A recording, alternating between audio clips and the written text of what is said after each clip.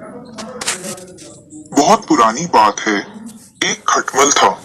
उसका बड़ा भारी कुटुंब था। ढेरों बच्चे थे। फिर उन सबके भी बहुत सारे बाल बच्चे थे। खटमल अपने लंबे चौड़े परिवार के साथ एक बहुत बड़े सुंदर पलंग के कोनों और दरारों में रहता था। यह पलंग राजा का था।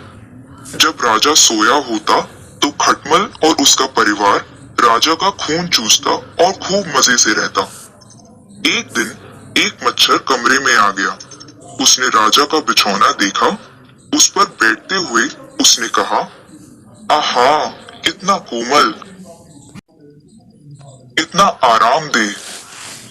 खटमल ने उसकी बात सुन ली और बाहर निकल आया। खटमल ने मच्छर से पूछा, तुम कौन हो? कहाँ से आए हो?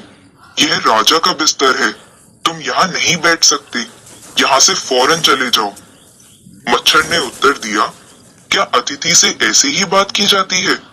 मैं एक यात्री हूँ। मैंने अपनी यात्राओं के दौरान बहुत से लोगों का खून चूसा है, मगर अभी तक मैंने किसी राजा का खून नहीं चखा। वह तो शहद जैसा मीठा होता होगा।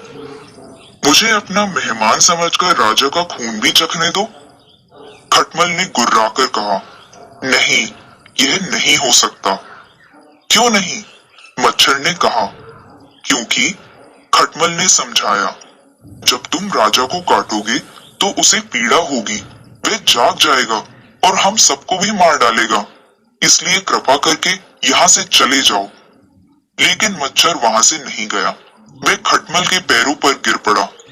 उसने विनती की, दया करो, मुझे रात तक यहाँ ठहरने दो। मैं केवल इतना जानना चाहता हूँ कि राजा के खून का स्वाद कैसा होता है। खटमल को दया आ गई।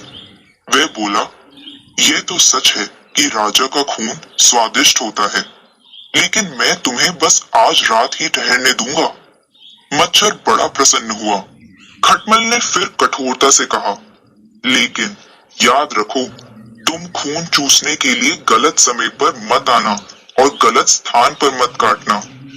मच्छर बोला, अच्छा, तो कृपा कर मुझे बताओ कि मैं क्या करूं? ठीक समय कौन सा है और काटने के लिए कौन सा स्थान ठीक है? खटमल ने बताया, जब राजा साहब मदिरा पीकर खाना खा चुके हों, तब उन्हें गहरी नींद आ जाएगी। वही समय उपयुक्त होगा। बहुत अच्छा। मच्छर ने हाँ भरी। और ठीक स्थान? खटमल ने फिर कहा, राजा का पैर है। जब वे गहरी नींद में होंगे, तब यदि वहां काटोगे तो उन्हें कुछ भी पता नहीं चलेगा। मच्छर मान गया। बहुत अच्छा, मैं ध्यान रखूंगा। खटमल अपनी दरार में लौट गया। मच्छर बैठा बैठा राजा की प्रतीक्षा करने लगा। जब राजा साहब बिस्तर पर आकर लेटे, तब वह बड़ा प्रसन्न हुआ। वह मन ही मन गुनगुनाया, वाह, अब मुझे राजा के खून का स्वाद मिलेगा। वह शहद की तरह मीठा होगा। वह भूल गया कि खटमल ने उसे ठीक समय और ठीक स्थान के बारे में क्या चेतावनी दी थी। राजा को नींद आनी शुरू ही हुई थी कि मच्छर ने उसकी गर्दन पर काट लिया। राजा तड़प कर उठ बैठा। वह एकदम लाल पीला हो गया। उसने चिल्लाकर नौकरों को बुलाया, अरे, सब जल्दी से आओ, मुझे किसी कीड़े मकोड़े ने काट लिया है। बिस्तर को अच्छी तरह से उलट पलट कर देखो।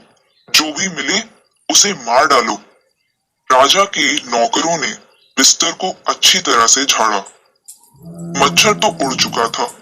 उन्हें मिला खटमल और उसका परिवार। उन्होंने बेचारे खटमल और उसके सारे कुटुंब को मसल डाला। कोई भी नहीं बचा। कहानी समाप्त।